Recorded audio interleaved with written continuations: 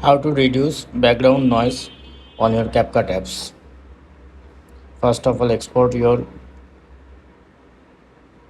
video, and then you need to extract your audio from your video.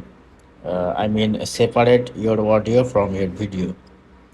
Click on video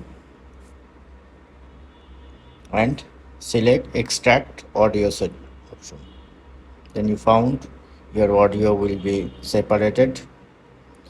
Then just scroll down and press reduce noise. Make sure you select audio option, reduce noise, then turn it on. How to change frame size on your CapCut apps. Add and then you can extract your video as your uh, wish. Okay guys, hope you enjoy. Thank you for watching.